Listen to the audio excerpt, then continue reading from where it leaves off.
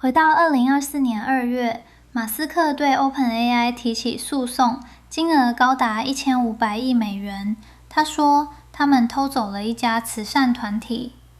到了2026年5月18号，旧金山的评审团花了不到2个小时，一致裁定他输了。但这起案件从来就不只是钱的问题。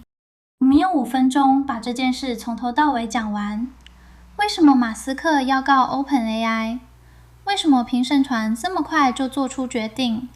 以及为什么这个结果对人工智慧的未来比你想象的还重要？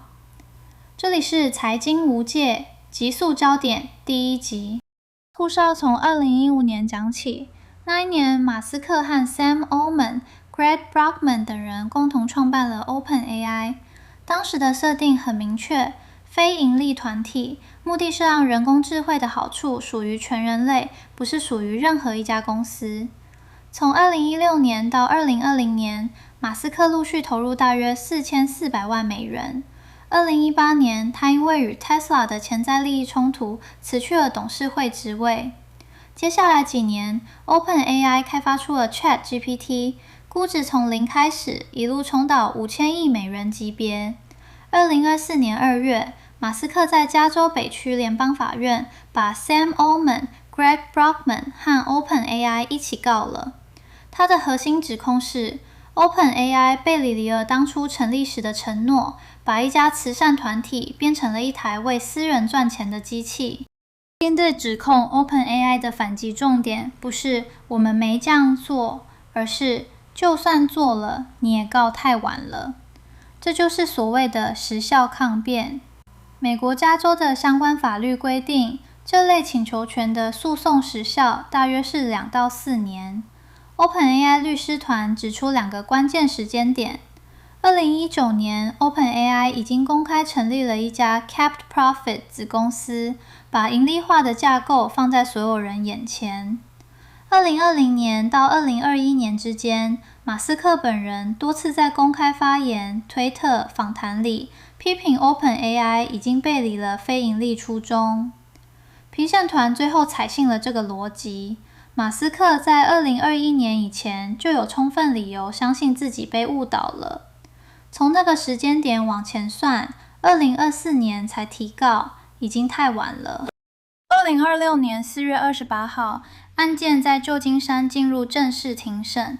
Sam Altman 亲自出庭作证，他的说法是，他从来没有向马斯克承诺过 OpenAI 会永远保持非盈利架构。双方当年谈的是使命，不是组织形式。Greg Brockman 同样否认有过这类承诺。马斯克本人也出庭，但他的证词被对方律师反复放回到2017年、2018年那批内部邮件里。那些邮件显示，马斯克自己当年也曾经提议过要把 OpenAI 变成商业公司，甚至想直接把它并入 Tesla。同一段期间 ，OpenAI 本身的架构也在继续往前走。2025年10月 ，OpenAI 正式改组成 OpenAI Foundation， 一个非盈利基金会，旗下控股一家叫做 OpenAI Group PBC 的盈利公司。法律上，慈善的壳还在，但商业引擎已经完全分离出来了。2026年5月18号星期一下午，9位评审员花了不到2个小时，一致认定马斯克的所有请求权全部超过时效。虽然这是一个建议性质的评审团，但主审法官 Yvonne Gonzalez-Rogers 明确表示，他同意评审团的结论：1500亿美元的索赔归零 ，Altman 的位置稳了 ，OpenAI 的架构过关了。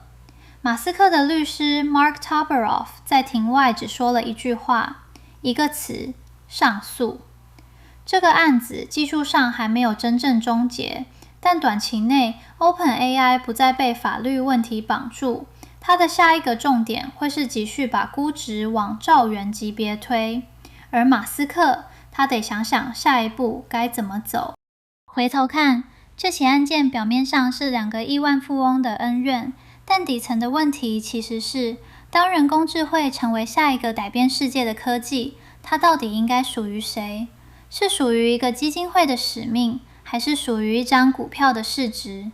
这个问题，这次法庭没有回答，但它还会用各种形式继续回来。马斯克的故事当然不会在这里结束。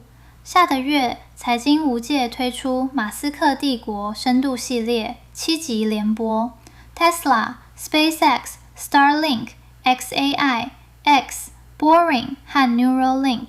最后一集讲帝国的弱点。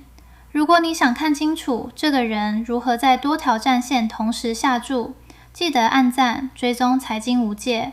我们6月见。